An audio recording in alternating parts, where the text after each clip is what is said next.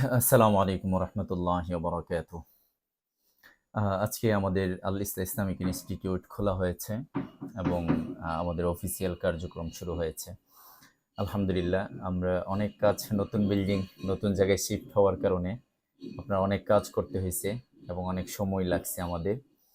এবং এখন বর্তমান আলহামদুলিল্লাহ আমরা সব কিছু গুছিয়ে নিয়ে আসছি এবং আপনার রমজানে অনেকে আসছে ভর্তির জন্য এবং আমরা তাকে বিদায় দিয়ে দিছি যে আপনারা ঈদের পরে আসেন।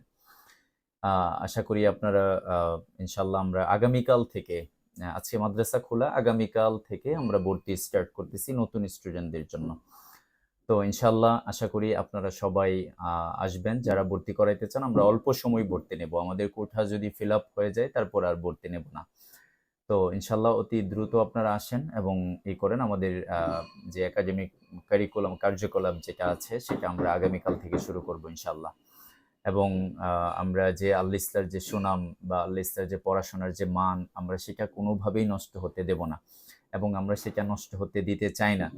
তো ইনশাল্লাহ আমাদের যা যা কাজ, যে একটা পরিবেশ দরকার বাচ্চাদের পড়াশোনার জন্য, সেটা আমরা সেই দিকে একটু মনোনিবেশ করছি, যাতে একটা ভালো পরিবেশ দিতে পারি। বাচ্চাদের মেধা বিকাশ বা এক্সপান্ডিং অফ নলেজ, বাচ্চাদের জ্ঞান যে তার সৌন্দর্যতা দেখা বা পরিবেশটা একটু গোছানো বা পরিপাটি দেখা, সেটার দিকে আমি একটু বেশি গুরুত্ব দিয়েছিলাম।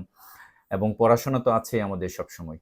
তো এখন আমরা প্রতিষ্ঠান গুছিয়ে ফেলেছি এবং ইনশাল্লাহ আপনারা আসবেন এবং এখন আমাদের নতুন আল ইসলাহ তে আপনারা ভিজিট করতে আসবেন, দেখে যাবেন এবং আমরা অল্প সময় ভর্তি নেব। এবং এই অল্প সময়ের ভিতরে আপনার বাচ্চাকে যদি আপনি ভর্তি করাতে চান, তাহলে ইনশাল্লাহ অবশ্যই আপনাদেরকে আল ইসলাতে স্বাগতম। আপনারা অবশ্যই আল ইসলাতে আসবেন এবং আমরা অল্প সময় ভর্তি নেব, এর ভিতরেই আমরা ভর্তি ক্লোজ করে দেব। পরবর্তীতে যখন আমরা ভর্তি ক্লোজ করে দেব, আমরা সেটা ভিডিওতে জানাবো ইনশাল্লাহ।